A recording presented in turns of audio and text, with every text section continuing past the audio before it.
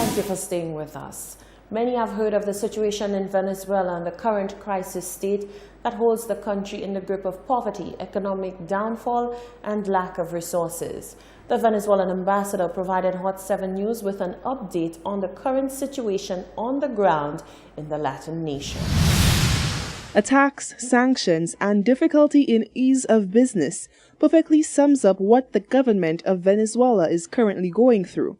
Though the government has come under heavy scrutiny by international media houses, the information that arises oftentimes is alleged to be one-sided, not detailing the backstory that has led to the current situation in Venezuela. According to Venezuelan ambassador in St. Lucia, Leif Barrueta, she says that the current climate of unrest and discord that resonates throughout the nation is a direct result of international interference into the nation's political allegiance.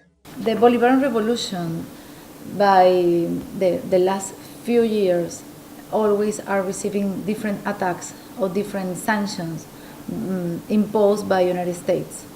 And definitely, in this case, the last 6 years, United States imposed different sanctions that is affecting all our economy. How is possible that? Because the transnational transactions is not easy to do now because we can't use the banks in United States, and we can't use different ways for this. For import, for example, we can't import different products in terms of medicines, basics products, and food and everything. And of course, it's affecting our market in Venezuela. This is one. Meanwhile, recent developments in Venezuela, where the president of the National Assembly, Juan Guaido, has sworn himself in on Wednesday, 23rd January, as the new interim president of Venezuela, and is being recognized as such by President of the United States, Donald Trump, and General Secretary of the Organization of American States, Luis Almagro, has prompted Barrueta to define this act by Guaido and subsequent support of other nations as one that is unconstitutional and shows an open coup against Venezuela. None of the assumptions to establish the absolute lack of the president has been met. Neither death, nor resignation, nor dismissal by the Tribunal Supreme, nor physical or mental incapacity, nor abandonment of office, nor revocation of the mandate by the people. President Maduro has received backing from Russia, China, and the Venezuelan military, with Russia even warning the U.S. not to intervene in the country's affairs. Reporting for Hot 7 News, I am Solange Alfred. Meanwhile, CARICOM leaders have offered to facilitate dialogue to resolve the crisis in Venezuela. This after they met by video conference on the 24th of January.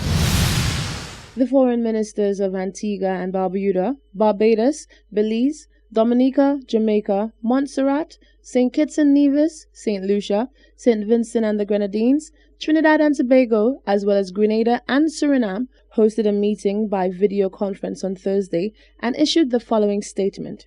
Quote, "Heads of government are following closely the current unsatisfactory situation in Bolivarian Republic of Venezuela, a neighboring Caribbean country. They expressed grave concern about the plight of the people of Venezuela and the increasing volatility of the situation brought about by recent developments which could lead to further violence, confrontation, breakdown of law and order, and greater suffering for the people of the country. Heads of government reaffirmed their guiding principles of non-interference and non-intervention in the affairs of states, respect of sovereignty, adherence to the rule of law, and respect for human rights and democracy. Heads of government reiterated that the long-standing political crisis, which has been exacerbated by recent events, can only be resolved peacefully through meaningful dialogue and diplomacy.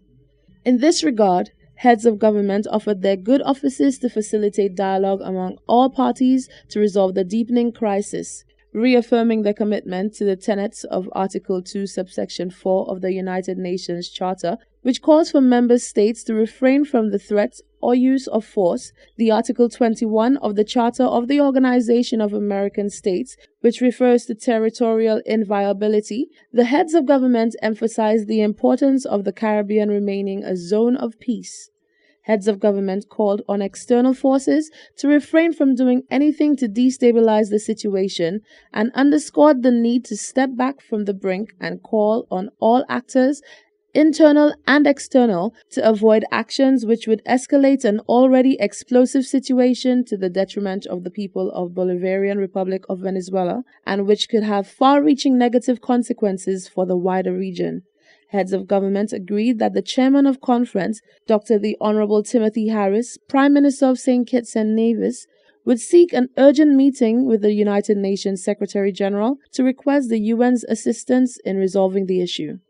Reporting for Hot 7 News, I am Rochelle Gonzalez. You're watching the Hot 7 Nightly News. Sports news with Tennyson Glasgow is up next.